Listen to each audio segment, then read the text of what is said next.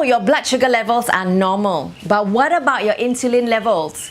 In this video, we talk about the ABCs of reversing type 2 diabetes naturally.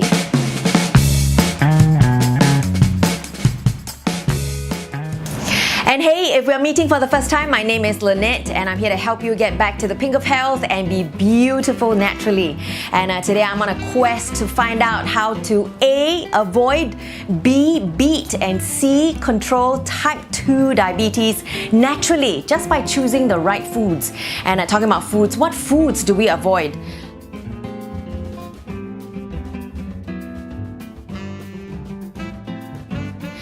Remember previously we talked about how carbs turn into sugar in our bodies.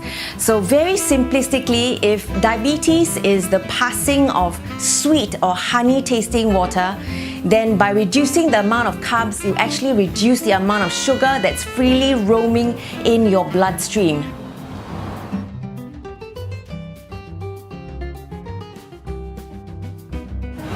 So why is there sugar in your bloodstream? Because you eat too much carbs. There's too much rice, too much noodles, pasta, breads, potatoes, things like that. And plus you don't really exercise, you don't have time, and so you don't expand all of that which you've eaten. And what happens is all of these get converted to sugar and get stored up as fat. And that's what we call a decrease in insulin sensitivity. You end up feeling hungry all of the time and you have cravings for carbs, and it's a vicious cycle, you know, because insulin is the hormone that tells you when to eat, when to stop eating. On top of that, insulin is also the key that unlocks our cells to tell it to take in sugar, to either use it as energy or to store as fat. And so if you think about it, insulin is actually that which keeps your blood sugar in perfect balance. So when you eat too much carbs, you actually cause your pancreas to overwork, and when it overworks, it has to produce more insulin to cope with the high amounts of sugar that's in your body. And it's worse if your cells are not taking in the sugar.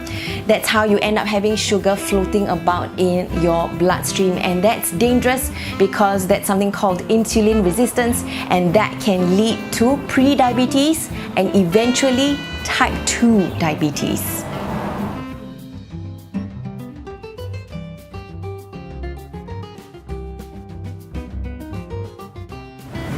Now, what I find most disturbing about insulin resistance is the fact that it is one of 5 risk factors that increases your chances of getting heart disease and stroke. So you really need to pay attention if you've got insulin resistance, excess belly fat, high blood pressure, high triglyceride levels, and low healthy cholesterol levels. But what if you are skinny?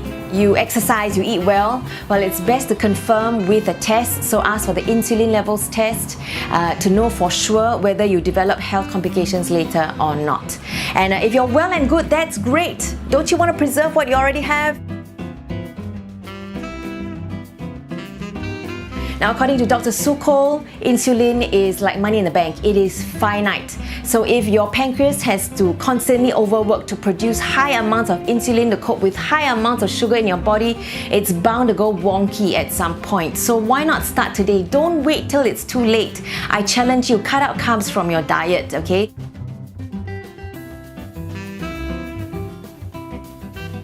Substitute it with 70% good fat, 25% protein, and if you're on medication already, consider cutting down your carbs as well so you reduce your dependence on pills as well.